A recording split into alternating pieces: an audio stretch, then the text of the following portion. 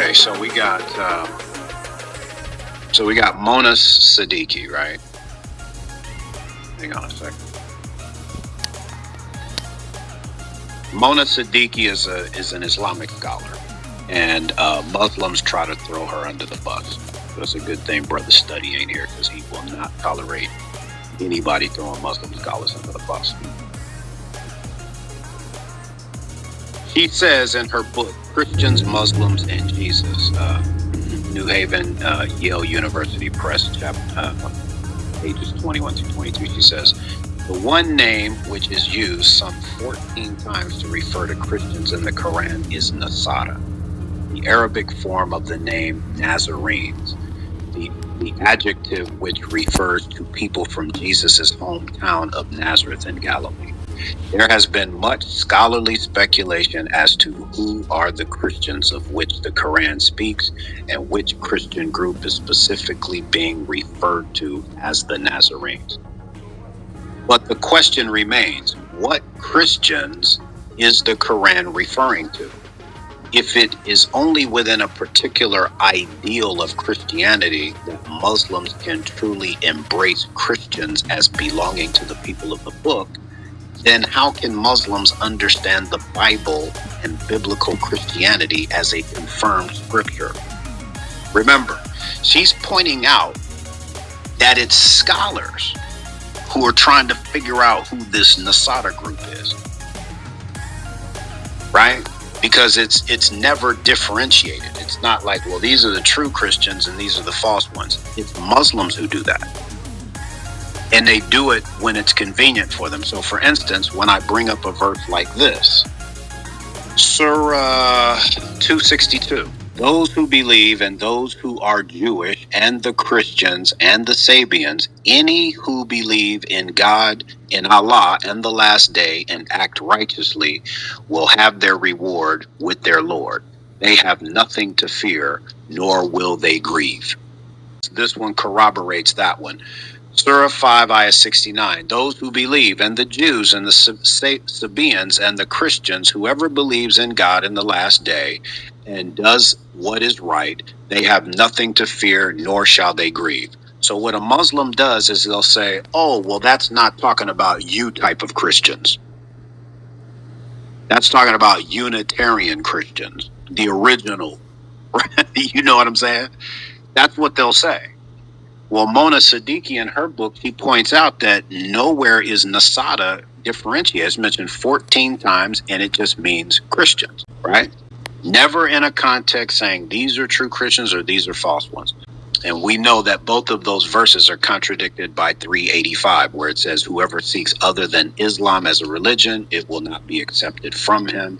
And in the hereafter, he will be among the losers. So when I was talking to Serenity in the chat, she made the distinction of one of a chronology, like pre the Quran, there was this group, and obviously because the advent had the Quran hadn't come, then they still fell under this kind of like category of believers. What would you say to that devil's advocate argument? No, because I really want to. I'm trying to understand. I mean, yeah, I'm trying to understand. Listen, the only thing that we're obligated to do, right? And this is me, and this is just me from studying the Quran. The Quran talks about how it comes along, Muhammad comes along, confirming that which is with them, right? With the people of the book. Between Lima Bena Yadeh, that which is between their hands, right? So the only thing I'm obligated to provide is the historical evidence as to what the Tanakh was and what the New Testament was at the time of Muhammad, between 570 and 632 AD, right? That's it. Because those would be the Christians and the Jews in whom he was told to say to judge by what Allah has revealed therein.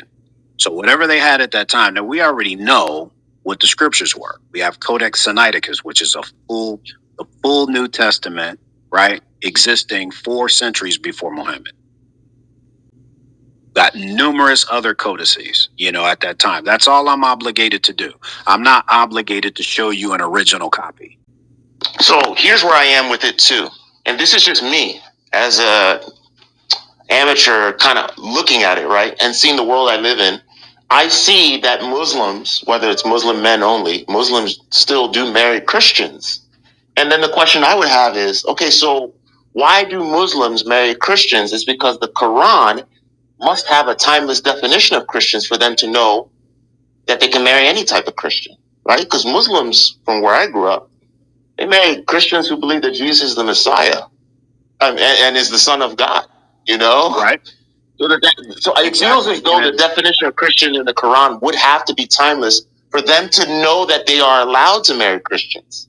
And I'm trying to be as generous as possible.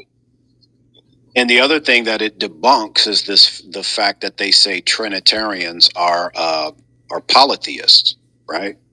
Because the Quran allows for Muslim men to marry women from amongst the books, Jews and Christians, right? But they're forbidden to marry polytheists. So there's no way that Christians could be polytheists. Yeah, here's I think that's something that needs to. Surah 5, ayah 82. It says the biggest enemy of yours are the Jew and the polytheist.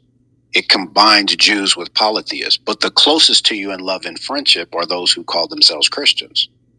So notice how the Jew is grouped with polytheists, but the Christian is not. Today, Muslims have no problem clicking up with Jews against Christians, right? Because they both believe that we're polytheists. But the Quran links Jews with polytheists and then calls Christians their closest in love and friendship.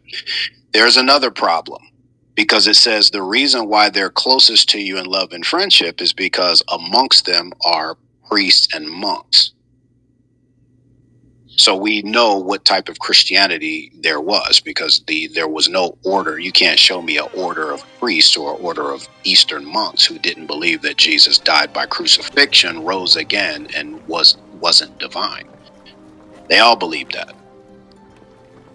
Yeah, I think that there were a lot of Christians in the Arabian Peninsula at the time of Muhammad. Isn't that true? Yeah. And the definition of Orthodox Christianity, 600 years removed from, the first coming of Christ, would have been secure by that time. That's fair to say, right? It was. Okay.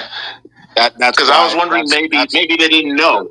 That's one of the things. Yeah, that's one of the things that James White used to point out in his debates with Muslims, is that the Trinity was well defined centuries before Muhammad was born.